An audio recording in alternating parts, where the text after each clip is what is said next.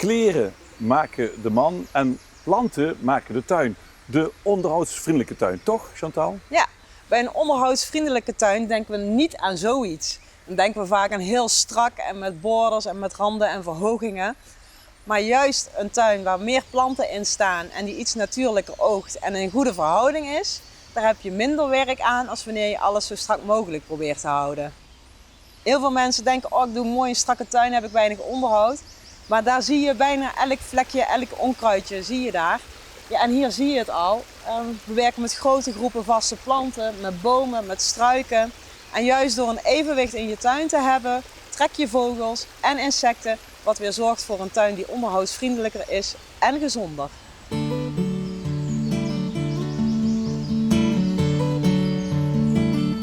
Deze viburnum, het is nu het vroege voorjaar, hier zit lekker veel bloem in. Hier komen dus allemaal insecten op af. En bij insecten denk je al snel aan de vlinders en de bijen. Maar denk ook eens aan kleinere vliegjes. Die zijn dan weer voor de vogels en voor de vleermuizen lekker.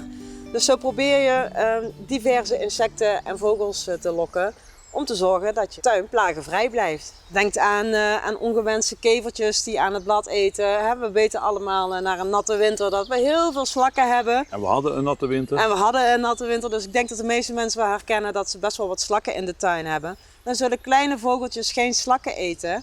Maar als je het evenwicht in stand houdt, komen er ook grotere vogels in je tuin. En die eten dan wel weer slakken.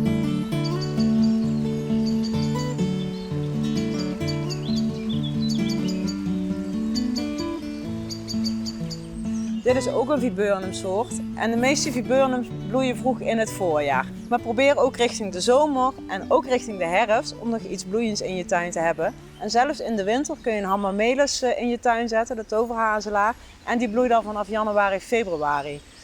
Tuinieren is vooruitzien. Ja, denk er niet alleen aan om in je zomer een mooie tuin te hebben. Maar als je ervoor zorgt dat je eindelijk alle 4 seizoenen iets moois of iets bloeiends of iets groens in je tuin hebt, dan is het niet alleen beter voor jezelf, omdat je een mooi uitzicht hebt, maar ook voor de biodiversiteit. En moet je daar ook zorgen voor een evenwicht tussen mooi en duurzaam en biodiversiteit? Ja, mensen zijn wel steeds bewuster om met inheemse soorten te werken in de tuin. Ja, dan moet je natuurlijk wel sommige dingen verlaten, want dan hoort een palm er bijvoorbeeld niet meer bij. Maar zorg altijd voor een afwisseling. Als je alleen maar met planten gaat werken die niet van oorsprong hier in de buurt voorkomen, dan draagt het weinig bij aan de biodiversiteit. En zul je dat dus ook merken in je tuin. Heb je een goede afwisseling en een goede diversiteit in je tuin, dan kun je natuurlijk wat mooie planten ertussen zetten, omdat je denkt dat je die palm zo mooi vindt. Dan kan dat geen kwaad. Maar ga niet alleen met hele vreemde planten werken, maar denk ook een beetje aan de natuur om je heen.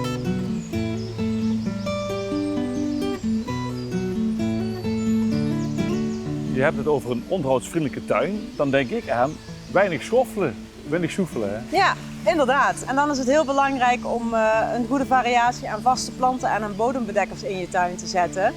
Kijk goed naar de standplaats. Heeft niet veel licht of juist weinig licht nodig? Dat scheelt natuurlijk ook weer in onderhoud. Want als iets op een goede plek staat met een goede voeding, dan zal het ook beter groeien. En des te sterker dat iets groeit, des te minder dat het onkruid erdoor kan komen. Ja, dus die schoffel die hoef ik alleen maar te gebruiken om uit te rusten. Ja.